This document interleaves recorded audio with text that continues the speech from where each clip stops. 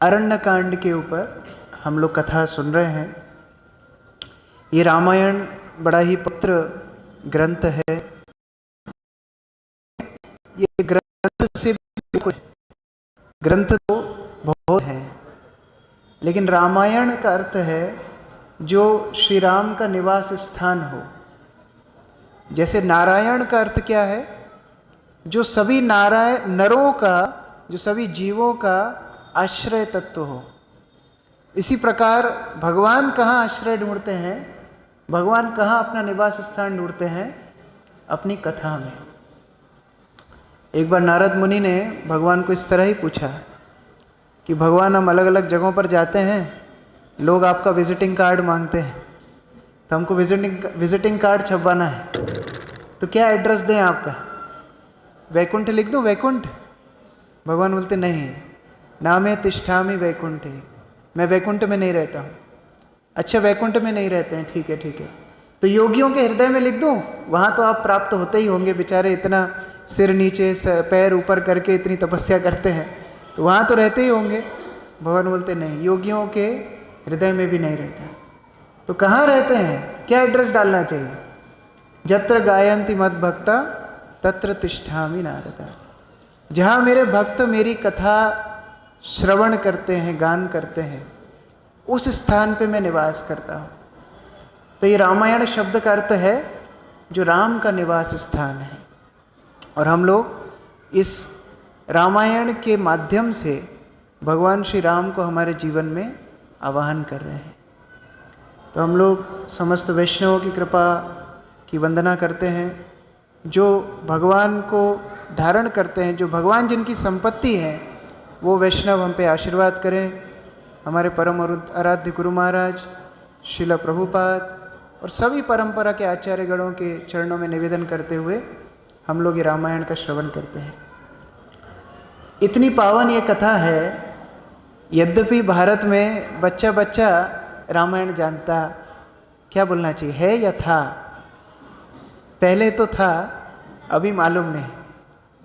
अभी लोग कई बार ये भी नहीं बता पाते हैं कि राम कितने भाई थे, या रावण राम की साइड था या दूसरी साइड था।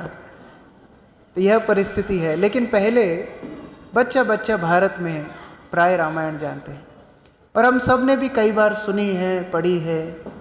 लेकिन जितनी बार सुनते हैं, इसमें नवीन नवीन रस, नवीन नवीन आनंद मिलता है।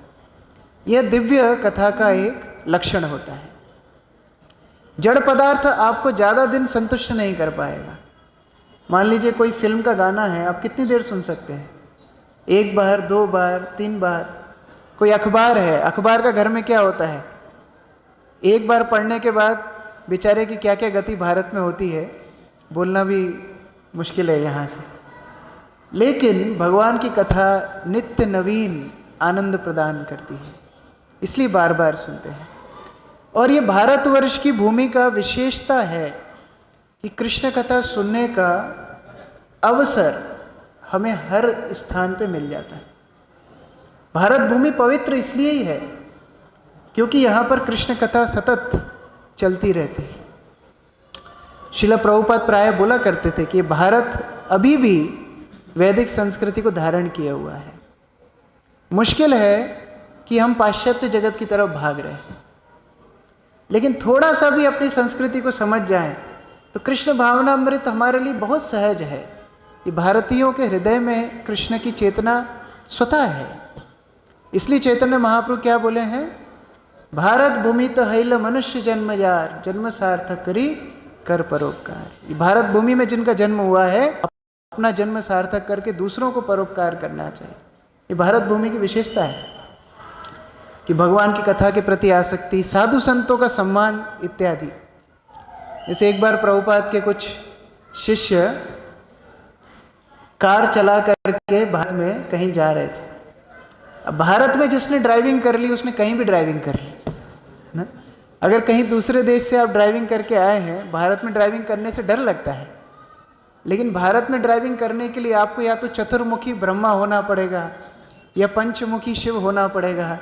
कहाँ से कौन आ जाएगा। विशेषता उज्जैन में तो बहुत ही खतरनाक ड्राइविंग होती है। तो भक्त बेचारे विदेशी थे, ड्राइविंग कर रहे थे, करते करते एक व्यक्ति कहाँ से आ गया और कार के सामने साइकिल लेके उसमें थोड़ा सा कार टच हो गई। अब खूब भीड़ इकट्ठी हो गई। वैसे लोगों के पास टाइम नहीं रहता है, लेकिन कलयुग मतलब कलह प्रिया, जैसे ही कहीं कोई विवाद हो तुरंत भीड़ लग जाती है। सब इकट्ठे हो गए कार के आसपास।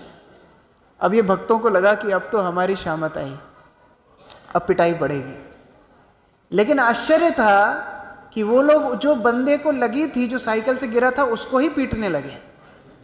तो लोगों ने सोचा कि शायद भारत में ऐसा सिस्टम होगा, पहले उसको पीटेंगे फिर हमारे तक आएंगे, तो हमारी बारी भी आने वाली है। वो लोग वेट कर रहे थे। इतनी देर में कुछ लोग आए, बोले आप जा सकते हैं। बोले हमको कुछ करेंगे नहीं आप? बोले नहीं नहीं, गलती तो इसकी थी, साधु की गाड़ी के सामने आया कैसे? साधु का दोष नहीं है, इसका दोष है। तो ये भारतवर्ष की संस्कृति है, साधु संतों का सम्मान, भगवान का सम्मान, मंदिर में आना, दर्शन करना, भगवान को प्रणाम करना, ये सब भारतीय संस्कृति है। तो उसी संस्कृति में हम बचपन से यद्यपि रामायण, भागवत इत्यादि सुनते हैं, लेकिन जितनी बार आप सुनेंगे आपको नवीन अनुभव होंगे, और उन अनुभवों में हम बहुत कुछ शिक्षा ले पाएंगे। और अगर शिक्षा ना भी ले पाएं तो कम से कम यही सोच के खुश होंगे कि भगवान ने ऐसी ऐसी लीलाएं करी। अगर आप केवल ये आनंद महसूस कर लेते हैं कि भगवान ने ये लीला करी और अमुक अमुक भक्त को कृपा की, तो वही फल आपको मिल जाता है जो उस भक्त को मिला है। एक हरि बोल तो बनता है ना, हरि बोल।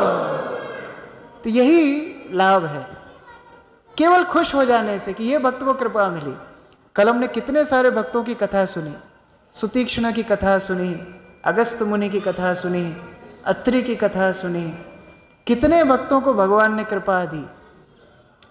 तो इस प्रकार से श्रवण करते रहते हैं, और श्रवण के माध्यम से हम लोग उन कथाओं में प्रवेश कर जाते हैं।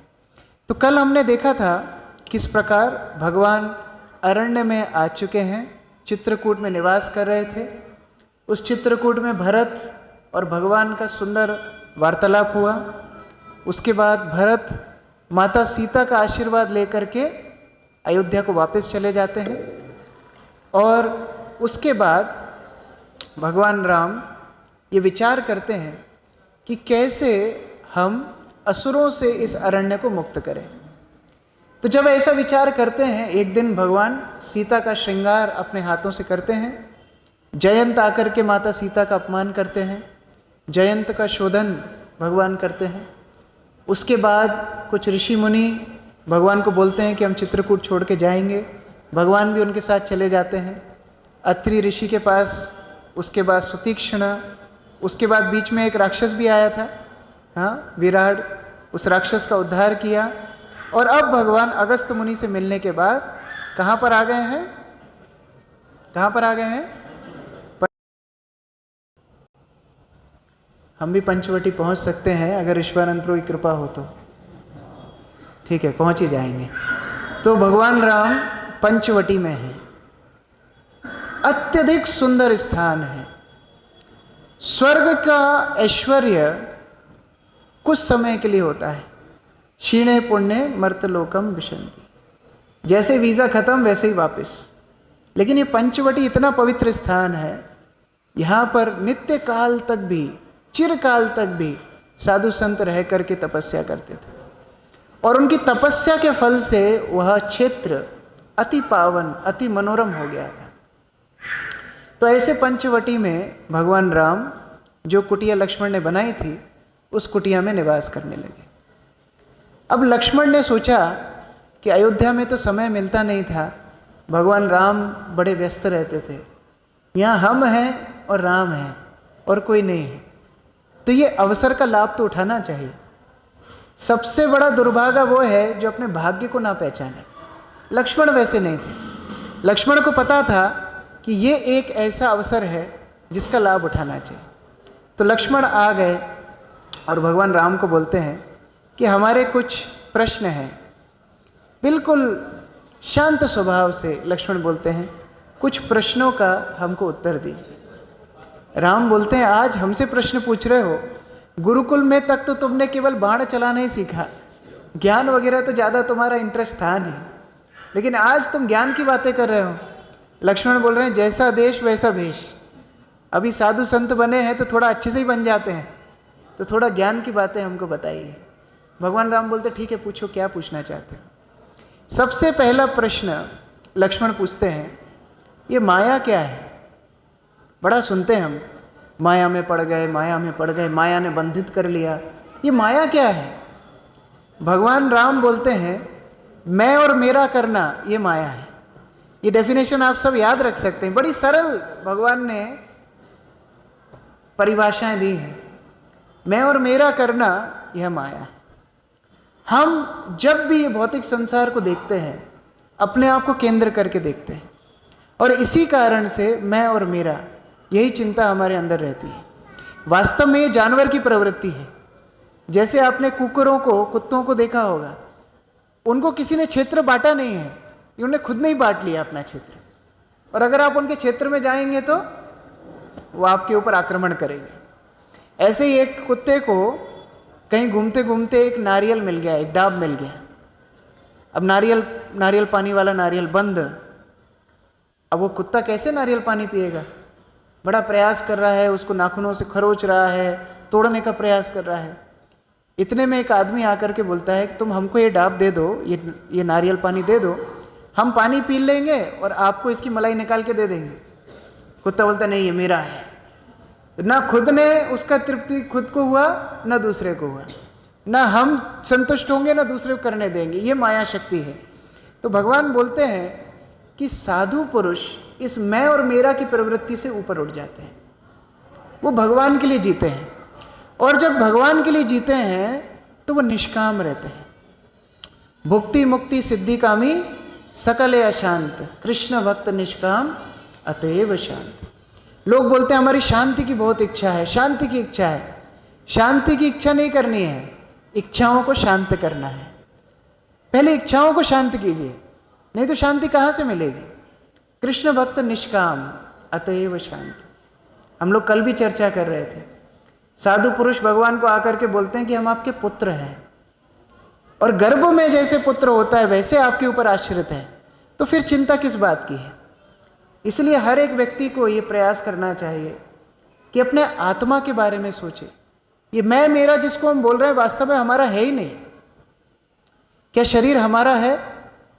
अगर शरीर हमारा होता तो मरने के बाद हम शरीर को साथ में ले जा पाते, लेकिन मरने के बाद ये शरीर हमारे साथ नहीं जाता है। तो क्या रिश्तेदारों का था? रिश्तेदार भी नहीं रखते हैं, पहली फुर्सत से शमशान में ले जाते हैं, या तो अग्नि में जला देते हैं, या नदी में फेंक देते हैं, या जानवर उसको खा लेते हैं। तो वास्तव में जिसको हम अपना बोल रहे हैं वो तो शरीर तो हमारा है ही नहीं, हम आत्मा हैं। कहीं ये मैं मेरा की स्पर्धा में हम अपने आप को ना खो बैठे। एक व्यक्ति लड्डू बांट रहा था, सबको लड्डू बांट रहा था, देशी घी के मोतीचूर के लड्डू। आज मेन्यू में नहीं है लेकिन बांट रहा था। तो किसी ने पूछा कि क्यों लड्डू बांट रहे हो, इतने खुश क्यों हो? बोले मेरा घोड़ा खो गया है। बोले घोड़ा खो गया है तो लड्डू क्यों बांट रहे हो? बोले मैं उस पर नहीं बैठा था, कम से कम तो घोड़ा खोया है, मैं नहीं खोया। तो बाकी कुछ खोए चलेगा, अपने आप को नहीं खोना है। लक्ष्मण को राम बोलते हैं ये माया से मुक्ति है। दूसरा प्रश्न, लक्ष्मण बोलते हैं भगवान ज्ञान क्या है? ज्ञान किसको बोलते हैं? भगवान बोलते हैं हर व्यक्ति को समदर्शयता से देखना ये ज्ञान है। पंडिता समदर्शिना, गीता में भगवान बोलते हैं जो ज्ञानी व्यक्ति है, विवेकी व्यक्ति है, वो हर जीवात्मा को समान रूप से देखता है। उसका कोई बैरी नहीं, उसका कोई हितैषी नहीं, वह सबको भगवान की संतान मानता है। इसलिए वसुदेव कुटुंबकम। भगवान बोलते हैं लक्ष्मण सबको एक समान देखो। भगवान श्री चैतन्य महाप्रभु भी अपनी लीलाओं में इसको सिद्ध किए हैं। पुरुषों को, महिलाओं को, मनुष्यों को तो ठीक ही है, जानवरों को भी हरिनाम करा दिए। वहाँ पर झारखंड के वन में, जो कई आचार्य बोलते हैं मध्य प्रदेश ही था, मध्य प्रदेश में जानवर ज़्यादा रहते हैं, कई लोग घरों में भी रहते हैं, तो वह जानवरों को 2 हाथों को ऊपर करके सबको खड़ा कर दिया और सबको एक साथ हरिनाम कराया, हरे कृष्णा कृष्णा कृष्णा हरे हरे, हरे राम राम राम हरे हरे। और नृत्य करते करते शेर और चीता हिरण को आलिंगन करने लगे और एक दूसरे को चुम्बन करने लगे। ये देख के तो महाप्रभु बड़ा खुश हो गए। ये वास्तविक वसुदेव कुटुंबकम, जहां आपसी बैर जीवात्मा भूल जाता है। तो उस प्रकार से ज्ञान। अब लक्ष्मण पूछते हैं आगे, वैराग्य क्या है? हम लोग वैरागी वेश में हैं। वैराग्य क्या होता है? भगवान बोलते हैं प्रकृति के हानि लाभ से ऊपर उठ जाना, ये वैराग्य होता है। बाबा फकीर बनना वैराग्य नहीं, हानि लाभ से ऊपर उठ जाइए, यह वैराग्य है। सीताराम सीताराम सीताराम कहिए, जाहे विधि राखे राम ताहे विधि रहे। ये वास्तविक वैराग्य है। यदि महलों में रखना चाहते हैं तो महलों में रहेंगे, यदि फकीर बनाना चाहते हैं तो फकीर रहेंगे ना। एक पंजाबी भजन है, वाह वाह रे मौज फकीरा दी। कभी कंबल ओढ़ता है, कभी गुदरी चादर ओढ़ता है, कभी 56 भोग खाता है, कभी चना चबा के रह लेता है। जो भगवान पे आश्रित हैं वो इनसे ऊपर उठ गए हैं। और बाकी लोग जो बड़े बुद्धिमान बनते हैं, वास्तव में उनको मांगना भी नहीं आता कि भगवान से मांगना क्या चाहिए। जैसे एक व्यक्ति को भगवान बड़े प्रसन्न हो गए, भगवान बोलते हैं कि 3 वरदान मैं तुमको देता हूँ, मांगो। तो उसकी नाक बड़ी घैटी सी थी, चपटी सी। तो बोलता है भगवान मेरी नाक लंबी कर दीजिए। तो भगवान ने उसकी बढ़िया ऐसी लंबी नाक कर दी। और बोलता है अरे ये क्या किया, ऐसी नाक नहीं चाहिए। तो भगवान ने पूरा फ्लैट कर दिया, खत्म। तो बोलता है जैसी पहले थी वैसे ही कर दो।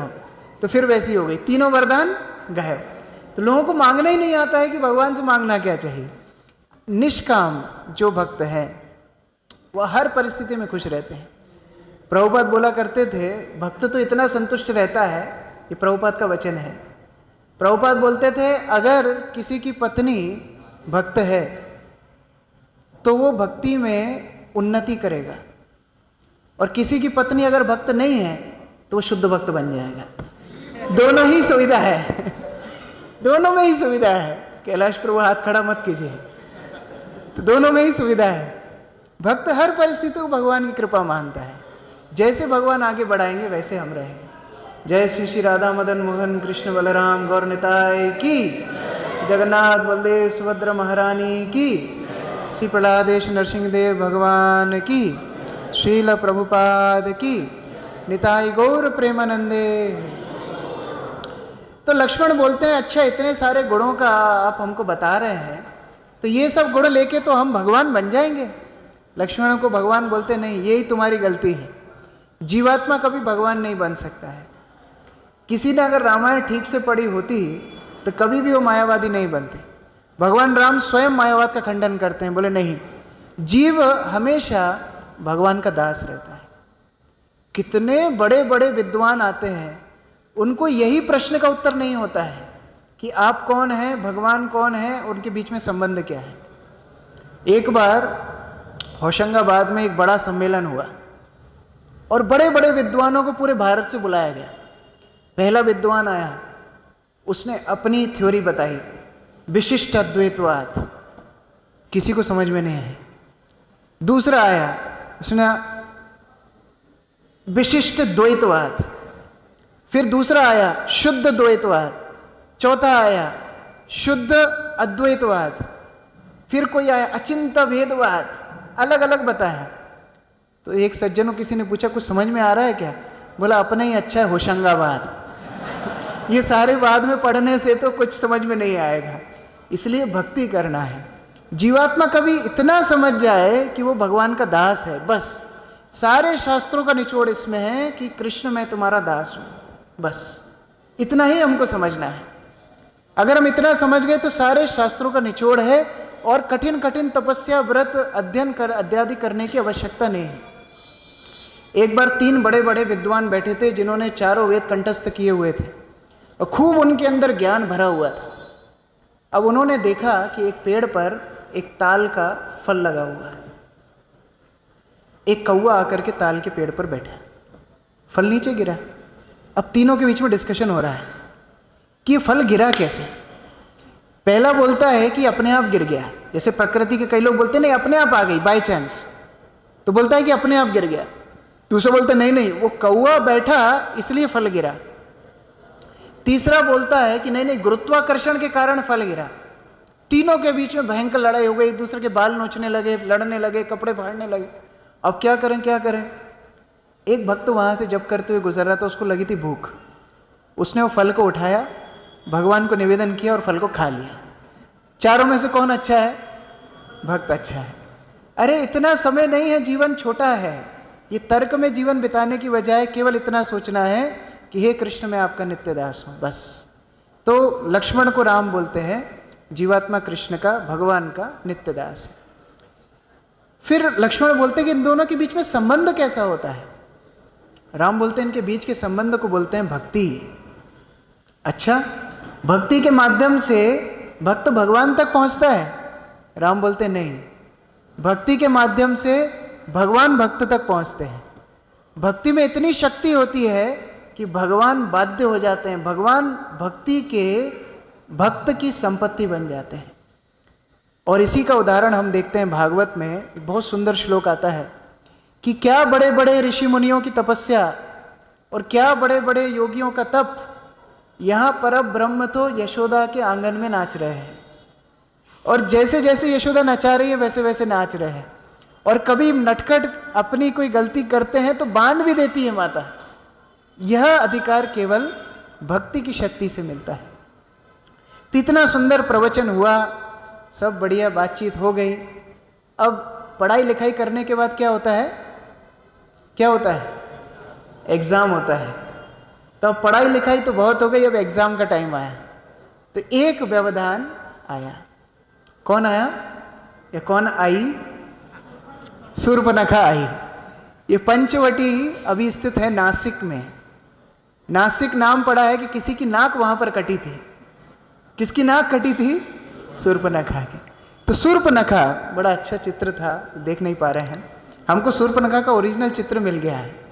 ओरिजिनल मतलब उसके जैसा है। तो शूर्पणखा कैसी शूर्पणखा थी?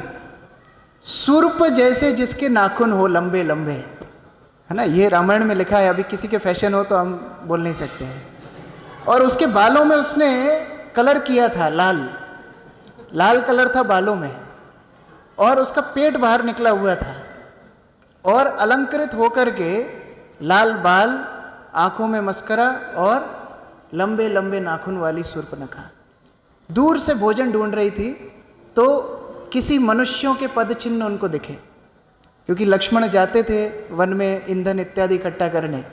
तो वो पद चिन्हों को अनुसरण करते करते शूर्पणखा राम की कुटिया तक आ गई।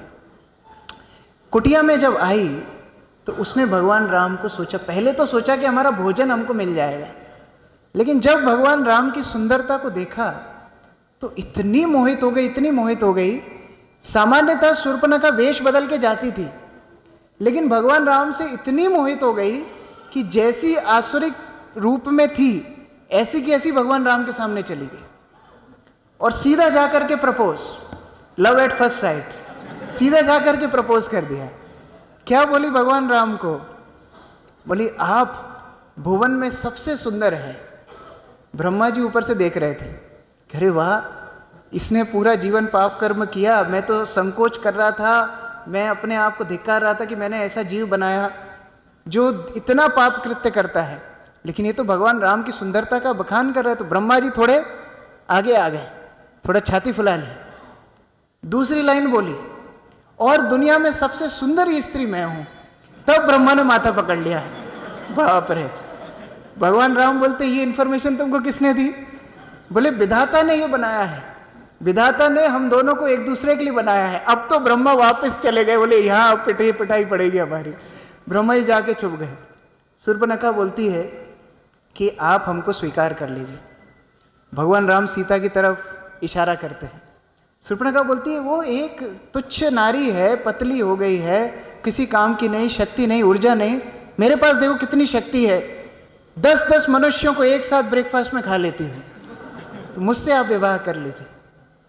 भगवान राम बोलते हैं देखो मैं तो एक पत्नी व्रत लिया हूँ, मेरा भाई कुंवारा है, उसके पास चले जाइए। तो कोई बोलेगा कुमारा कैसे लगी? कुमारी नहीं थी। तो इतने आसक्त हो जाओगे कि उस प्राप्त करने के लिए कुछ भी कर बैठोगे।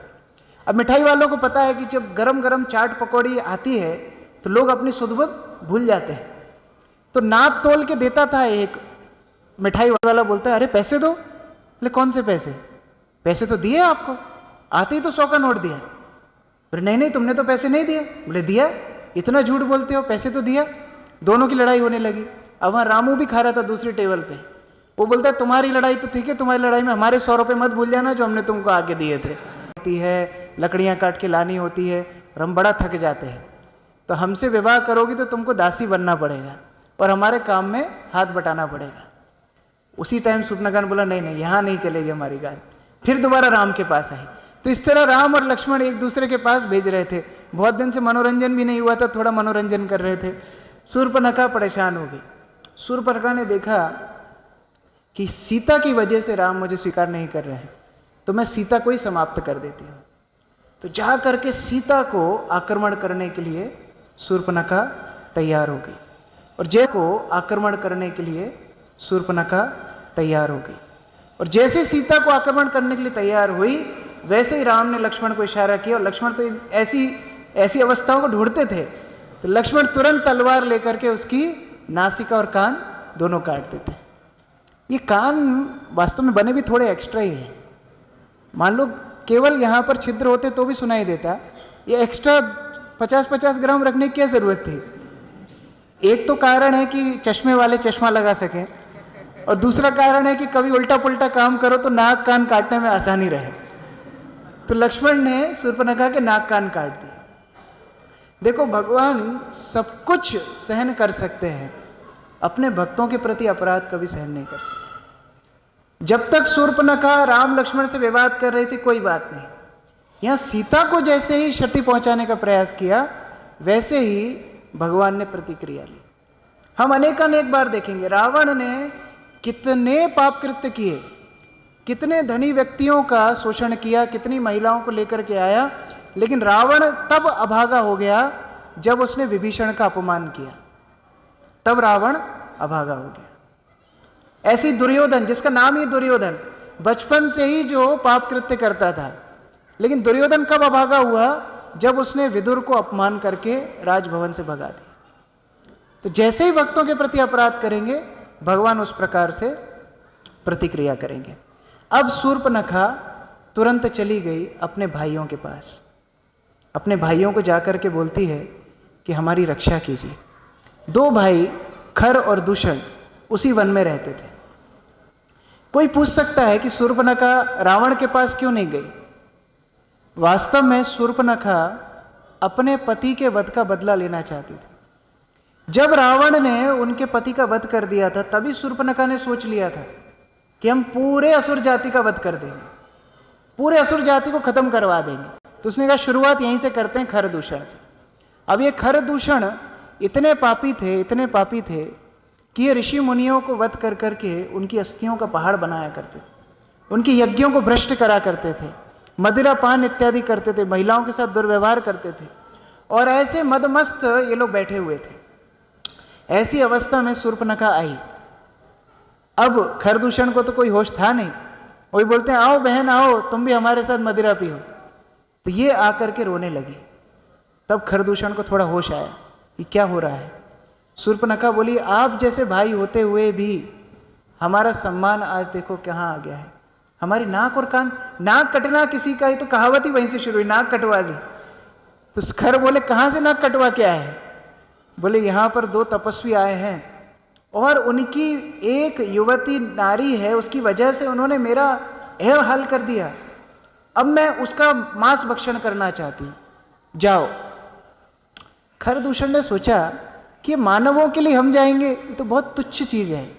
जैसे मानो किसी को दूध के ऊपर का फेन हटाना हो तो कोई थोड़ी तलवार लेकर के आता है, फूंक मार के ही उड़ जाता है वो तो खरदूषण इतने अहंकारी थे, बोले इनके लिए हमको जाने की जरूरत नहीं है, इनके लिए तो हमारे पंटरों को हम भेज देंगे। तो 14 राक्षसों को भेजा। अब भगवान राम के सामने वो 14 राक्षस तेजी से भागते हुए आ रहे थे। भगवान राम ने देखा कि अरे हम शांति प्रिय इंसान हैं, हमसे क्यों लड़ने के लिए आ रहे हैं लोग। भगवान राम फिर बोलते रुको रुको, इंट्रोडक्शन। कल याद है ना, भगवान राम इंट्रोडक्शन हमेशा करते हैं। तो भगवान बोलते कि थोड़ा इंट्रोडक्शन, आप लोग कहाँ से आए हो? बोले हम खरदूषण के द्वारा भेजे हुए। भगवान राम बोलते हैं हम दशरथ के पुत्र हैं, हमको माता की आज्ञा से वन में आना पड़ा, ये मेरा भाई है, ये मेरी पत्नी है। राक्षसों ने बोला इतना समय नहीं है हमारे पास, तुरंत आक्रमण शुरू किया। भगवान राम ने लक्ष्मण को आदेश दिया कि जाओ सीता को ले जाओ, गुफा में सुरक्षित कर दो। भगवान राम इनसे लड़ना प्रारंभ करते हैं। अब ये जैसे ही अपने शस्त्र उठाने का, मारने का तैयारी कर रहे थे, इतने में भगवान राम का बाण कब उनको लग गया उनको पता ही नहीं लगा। इतनी देर में भगवान राम ने 14 बाण अपने तरकश से निकाल के चढ़ा के चला दिए, उनको मार भी दिया। इतना फास्ट भगवान ने युद्ध किया, 14 के 14 मर गए। शूर्पणखा छुप कर देख रही थी, भाग करके गई खरदूषण के पास, जमीन में लौटने लगी, चिल्लाने लगी, बोले हाय हाय अभी तो तुम्हारा भी वध हो जाएगा, सब मर जाएंगे, सब मर जाएंगे। बोले क्या हो गया? तो तुम्हारे 14 के 14 पंटर गए, खत्म, फिनिश, वैकेंसी हो गई, दोबारा जाओ। खरदूषण को बड़ा क्रोध आया, बोले ये तो बड़े प्रतापी राक्षस भेजे थे। अभी 14,000 राक्षसों को तैयार किया, 14,000 राक्षसों की सेनाएं तैयार की, और जो दूषण था वह इनका सेनापति था। इसने खर से बोला कि आपका थोड़ा हमको रथ उधार दे दो। 100 घोड़ों का रथ लेकर के दूषण तैयार, खर दूसरा रथ लेकर के तैयार, और इनका एक और मित्र था त्रिशिरा, 3 सिर थे उसके, तो वो भी साथ में चला, और ये सब ने एक साथ आक्रमण किया। अब भगवान राम देख रहे थे कि इन सबसे एक साथ लड़ें कैसे। तो भगवान राम ने भी एक युक्ति बैठाई। कैसे युक्ति बैठाई?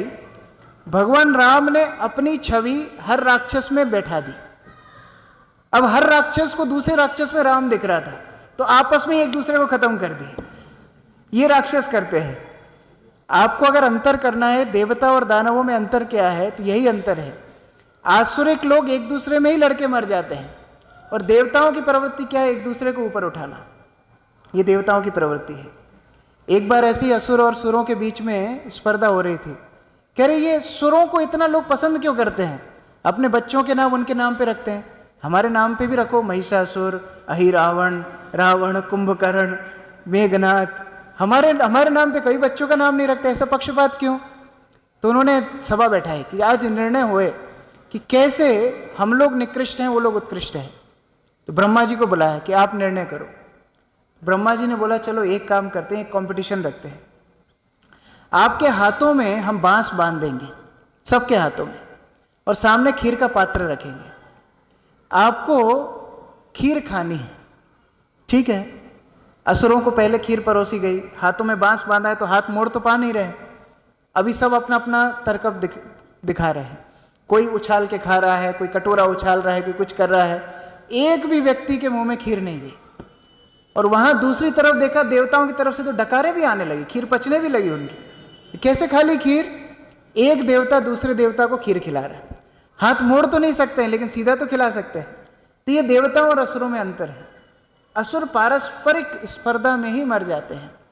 तो इस प्रकार से भगवान राम ने आपस में लड़ा के 14,000 राक्षसों का वध किया। अब दूषण को बड़ा गुस्सा आया। दूषण आकर के भगवान राम पे आक्रमण करता है, और भगवान राम जितने तीर चला रहे थे दूषण को कोई असर ही नहीं हो रहा था, वो हंसते जा रहा था। तो भगवान राम समझ गए कि दूसरे की गाड़ी लेकर के आया है, इस गाड़ी में कोई विशेषता है। वास्तव में उस रथ पे आशीर्वाद था कि जब तक वो रथ खंडित नहीं होगा, उसके ऊपर बैठे वाला व्यक्ति कभी पराजित नहीं होगा। तो भगवान राम ने बाणों के बाण से उस रथ को ध्वंस किया, उसके स्वार्थी को ध्वंस किया, उसके झंडे को ध्वंस किया, और फिर दूषण का वध किया। जैसे ही दूषण का वध किया, तब देवताओं को थोड़ा इंटरेस्ट आया। अभी तक देवताओं को लग रहा था कहीं हम आ गए और खरदूषण ने देख करके रावण को बता दिया तो हमारी बैंड बज जाएगी। अब देवताओं को लग रहा था कि हाँ, भगवान राम में सामर्थ्य है, दूषण को मार दिया मतलब इनमें दम है। तो ट्रेलर देख करके देवता है। अब सारे देवता, गंधर्व, चारण सब इकट्ठे हो गए।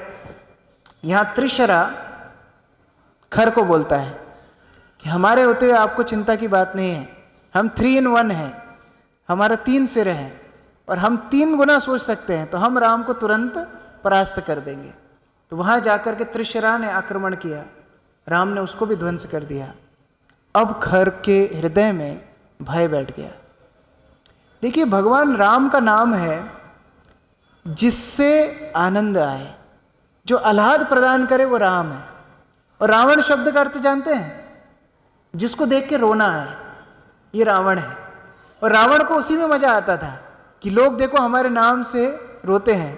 तो पुराने डायलॉग है ना, जब दूर गांव में कोई बच्चा सोता नहीं है तो माँ बोलती है कि बेटा रावण आ जाएगा।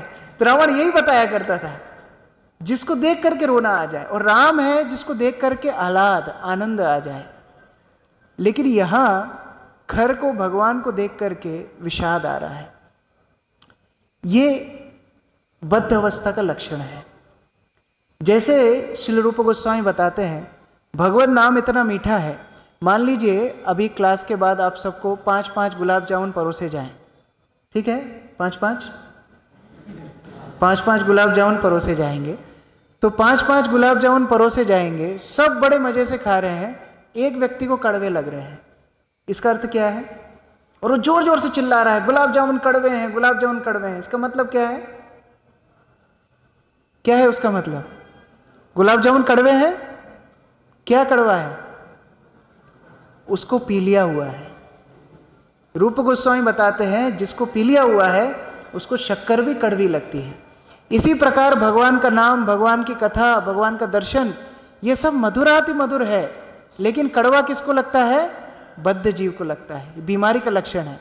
हम लोग मंदिर में भी देखते हैं कितने उत्साह से लोग आते हैं, छुट्टी के समय टाइम निकाल के परिवार के साथ तैयार होके सज धज के आते हैं। सबसे पहले समोसा खाते हैं, सबसे हमारे मंदिर का प्राइम ऑब्जेक्ट समोसा खाते हैं। फिर आकर के थोड़ा फोटो लेते हैं, गार्डन में जाते हैं, सेल्फी लेते हैं, मार्बल का बड़ा मंदिर देखते हैं, गोल्ड लीफिंग देते हैं, इजिप्ट के ये शैंडलियर देखते हैं। सब देख दाख के जब भगवान के सामने आते हैं आंख बंद कर लेते हैं। जिसको देखना था उसको देखा नहीं, और सांसारिक वस्तुओं में बड़ी रुचि होती है। तो इस प्रकार से बद्ध अवस्था की लक्षण खर संबोधित कर रहे हैं। और खर जब इस भय से आकुल हो गया, वास्तव में वो उसी समय पर मर गया। भगवान राम ने बाणों से प्रहार करके खर का भी वध कर दिया। अब इनकी सेना में एक बहुत ही प्रतापी, एक बहुत ही शक्तिशाली योद्धा था जिसका नाम था अकंपन। अकंपन मतलब किसी भी भीषण परिस्थिति में उसको कोई हिला नहीं सकता था। वो अकंपन कांपता हुआ भागा, क्योंकि जो परिस्थिति उसने देखी, 14,000 राक्षस गए, दूषण गया, खर गया, त्रिशिरा गया, तो अगला नंबर इनका ही आने वाला था। ये भाग करके सीधा लंका गया और लंका जाकर के रावण के महल में जाकर के गिर गया और भूमि पर कंपित हो रहा था। रावण उसको देख करके बोलता है कि क्या है, ये नया नमस्कार करने का प्रोसीजर है क्या? बोले नहीं नहीं, एक बहुत भीषण परिस्थिति आ गई है, आपका राज्यपाट अभी गया। बोले क्या बोल रहे हो? आपके दोनों भाई खरदूषण मारे गए। रावण को कुछ फर्क नहीं पड़ा। बोले कल जाते हो तो आज जाते हो, हमारे राज्य में हिस्सा देना था, वैसे भी अच्छे गए। रावण बड़ा स्वार्थी व्यक्ति है। अब अकंपन बोलता है लेकिन वह दोनों आपके ऊपर भी आक्रमण कर बैठेंगे। दक्षिण भारत तक तो आ ही गए, लंका में चढ़ाई करने में कितनी देर पड़ेगी? बोले कौन दोनों? बोले 2 सुंदर बालक आए हैं। बोले कौन? मनुष्य हैं? तो मनुष्य हैं। रावण बोलता है ये मनुष्यों से तो हमको वैसे भी नहीं पलना, क्योंकि ब्रह्मा से जब हमने वरदान मांगा था तो मनुष्यों से तो वैसे ही हमको नहीं लड़ना था, क्योंकि मनुष्यों से लड़ने में तो हमारी तौहीन हो जाएगी। मान लो कोई बहुत बड़ा बॉडी बिल्डर हो, 200 किलो का पहलवान हो और उसके सामने 15 किलो का बच्चा नाचे तो कैसा लगेगा?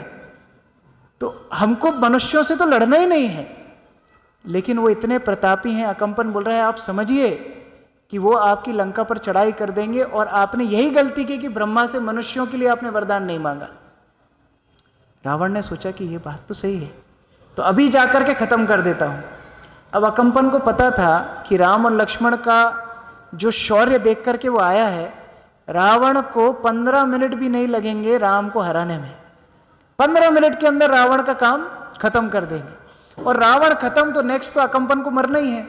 अकंपन तो लंका में आया है शरण ग्रहण करने के लिए, तो अपनी जान बचाने के लिए अकंपन बोलता है कि आप एक काम कीजिए, ये जो राम है ना, अपनी पत्नी से बड़ा आसक्त है।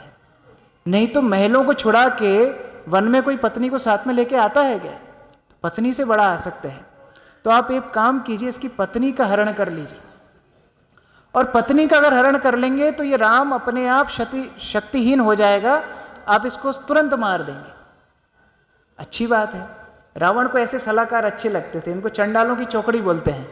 जैसे को तैसा सलाहकार मिल जाता है, जैसे शिशुपाल को जरासंध मिल गया था, तो उसी प्रकार से रावण को अच्छा लगा। रावण ने तुरंत प्लान बनाया कि हम जाएंगे और तुरंत सीता का हरण कर लेंगे। अकंपन बोला, ऐसे जाओगे? ऐसे जाओगे तो वैसे ही छुप जाएगी, तुम्हारे पास कौन आएगी? बोले तुमको साधु वेश में जाना पड़ेगा। बोले साधु वेश में तो हम जाएंगे, लेकिन राम और लक्ष्मण को दूर कैसे करेंगे? बोले एक बात है, जो पत्नी से इतना आसक्त है, पत्नी जो मांगेगी वो तो लाके उसको देना ही पड़ेगा। तो आप एक काम कीजिए, कोई माया रचिए जिससे सीता के अंदर इच्छा आ जाए, और वो इच्छा को पूरी करने के लिए राम लक्ष्मण जब जाएं, आप जाकर के उसका हरण कर लेना। रावण को आइडिया अच्छा लगा। तो रावण ने सोचा कि एक व्यक्ति ऐसा है जो ये काम कर सकता है, मारीच। मारीच ऐसा मायावी था जो रूप बनाता था कोई दूसरा पहचान ही नहीं पाता था। तो ये मारीच का एड्रेस ढूंढने लगे रावण। बड़ा गूगल सर्च किया, मिला नहीं। कई लोगों से पूछा कि मारीच कहाँ है आजकल? बोले मारीच तो साहब अभी हिमालय में रहता है। हिमालय पे रहता है? हमने तो बड़े बड़े ऋषि मुनियों की तपस्या भंग की, ये कैसे हिमालय पे पहुंच गया? चलो मिलने जाते हैं। रावण लंका से पुष्पक विमान में बैठ करके हिमालय की तरफ जाता है। सुंदर हिमालय का दृश्य देखता है। साधु मुनि तपस्या कर रहे थे। रावण सोचता है यहीं पर दूसरा एटम बम गिराना है, अभी यहाँ पर अभी भी ऋषि मुनि बचे हुए हैं। और उन्होंने देख करके आश्चर्य में पड़ गए कि एक कुटिया में मारीच बैठा है साधु बन के। रावण को बड़ा आश्चर्य हुआ, अरे मारीच, तुम तो असुर प्रवृत्ति के थे, तुम्हारा ये हाल कैसा हुआ? बोले वो सब तो ठीक है साहब, बैठिए, आपकी थोड़ी खातिरदारी करते हैं, बड़ी दूर से आए हैं। हिमालय के कंदमूल इत्यादि रावण को अर्पित किए। रावण बोलता है कि एक प्रयोजन से मैं तुम्हारे पास आया हूँ। क्या प्रयोजन से आए हैं? बोले आप हमारी मदद कीजिए, हमको एक महिला का अपहरण करना है। मारीच बोले ये तो आपकी पुरानी हॉबी है, कितनी महिलाओं को आपने कहाँ कहाँ से हरण करके लेके आए हैं, कौन सी नई बात है?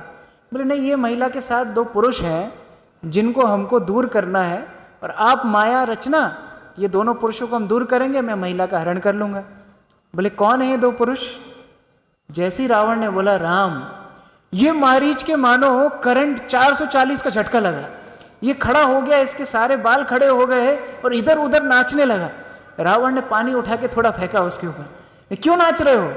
बोले ये शब्द दोबारा मत बोलना, तुमने जब आकर के पूछा कि ये हालत कैसे हुई, मैं इसलिए नहीं बता रहा था क्योंकि वो परिस्थिति को याद करके मुझे कंपन आने लगता है।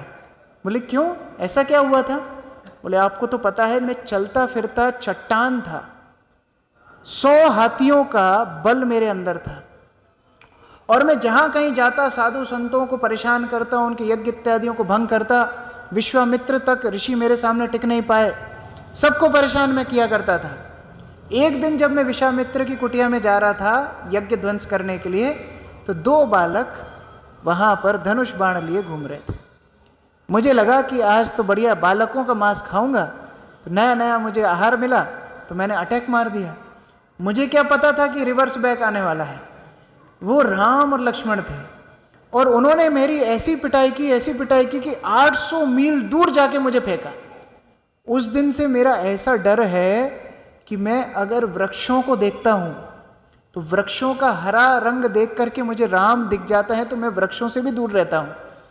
और राम तो छोड़ दो, रा अक्षर का कोई भी शब्द सुनने से मुझे कंपन आ जाता है, रात भर मैं सो नहीं पाता हूं। तो भाई मुझे तो माफ करो, और आपको ही मैं एक फ्री में एडवाइस देता हूं, आप चुपचाप लंका में जाके अच्छे तो मजे कर रहे हो, कहां पढ़ रहे हो, ये सब खत्म हो जाएगा आपका। रावण ने सोचा हाँ बात तो सही बोल रहा है, इतने पछड़े में पढ़ना क्या, उसने तो अपना कुछ बिगाड़ा नहीं, 2 प्रॉपर्टी के हिस्सेदार थे उनको भी खत्म कर दिया, तो अच्छा ही काम किया। तो रावण भी चुपचाप लंका में जा करके रहने लगा। अब यहां पंचवटी में एक व्यक्ति संतुष्ट नहीं था। कौन संतुष्ट नहीं था? शूर्पणखा। शूर्पणखा सोची खरदूषण गए, सब गए, अच्छी बात है, रावण का नंबर तो आना चाहिए। तो अब शूर्पणखा प्रयास कर रही है रावण को उत्तेजित करने की। तो यह कथा हम कल सुनेंगे। कल हम लोग देखेंगे किस प्रकार शूर्पणखा रावण को उत्तेजित करती है। जो रावण अकंपन की बात नहीं माना, जो रावण राम और लक्ष्मण को अपना भला करने वाला ही मान रहा था, वो क्यों गया फिर सीता का हरण करने? कैसे उसने सीता का हरण किया, कैसे एक भक्त ने अपना जीवन दान किया सीता की रक्षा करने के लिए, ये सब कथा हम कल सुनेंगे। हरे कृष्ण। जगत गुरु श्रील प्रभुपाद की, भगवान श्री रामचंद्र की, निताय गौर प्रेमानंदे। हरे हरे। हरे कृष्ण। बात आप लोगों को पता है क्या करना है?